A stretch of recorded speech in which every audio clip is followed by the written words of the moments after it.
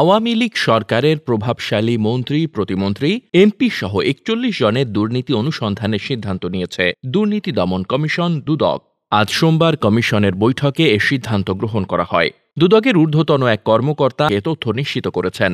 এর আগে গতকাল রোববার সকালে দুদকের চেয়ারম্যানের কাছে তাদের তালিকা ও সম্পদ বৃদ্ধির পরিসংখ্যান দিয়ে অনুসন্ধানের আবেদন করেন সুপ্রিম কোর্টের আইনজীবী ব্যারিস্টার এম সরওয়ার হোসেন। এদিন দুদকের সচিব খোরশেদা ইয়াসমিন বলেন, কমিশনে অভিযোগ করে থাকলে কমিশন সেটি তার বিধি অনুযায়ী দেখবে। এটি কমিশনের নৈমিত্তিক কাজ। দুদক সচিবের এমন বক্তব্যের পরদিনই অনুসন্ধানের সিদ্ধান্ত নেয় সংস্থাটি। দ্বাদশ জাতীয় নির্বাচনের সময় সম্পদ বেড়েছে এমন রাজনৈতিক নেতাদের অবৈধ সম্পদ অনুসন্ধানের সিদ্ধান্ত নিলেও নানামুখী চাপে দুর্নীতিবিরোধী সংস্থা সেটি নিয়ে আর এগোয়নি।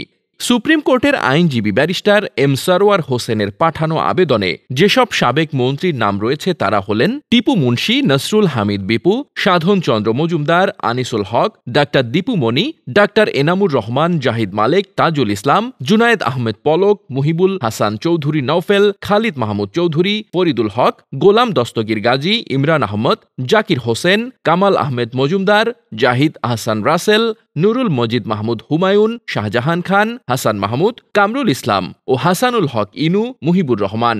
সাবেক সংসদ সদস্যদের মধ্যে এই তালিকায় রয়েছেন বেনজির আহমেদ, ঢাকা ২০, সরওয়ার জাহান, কুষ্টিয়া ১, শরীফুল ইসলাম জিন্না, বগুড়া ২, শহীদুল ইসলাম বকুল, নাটোর ১, শেখ আফিল উদ্দিন, যশোর ১, সলিম উদ্দিন তরফদার, নওগাঁ ৩, কাজী নাবিল আহমেদ, যশোর ৩, এনামুল হক, রাজশাহী ৪, মামুনুর রশিদ কিরণ, নোয়াখালী ৩, কুজেন্দ্রলাল ত্রিপুরা, খাগড়াছড়ি, মেহের আফরোজ চুমকি, গাজীপুর ৫, কাজিম উদ্দিন আহমেদ, ময়মনসিংহ ১১, স্বপন ভট্টাচার্য, যশোর ৫, আনোয়ার হোসেন মঞ্জু, পটুয়াখালী ২, নূরে আলম চৌধুরী, মাদারীপুর ১, আবু সাইদ আল মাহমুদ স্বপন, জয়পুরহাট ২, শেখ হেলাল উদ্দিন, বাগেরহাট ১, জিয়াউল রহমান, চাঁপাইনবাবগঞ্জ ২।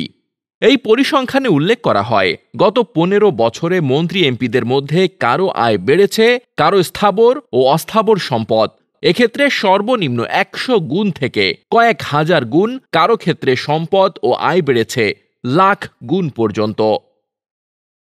Desk report, বার্তাবাজার।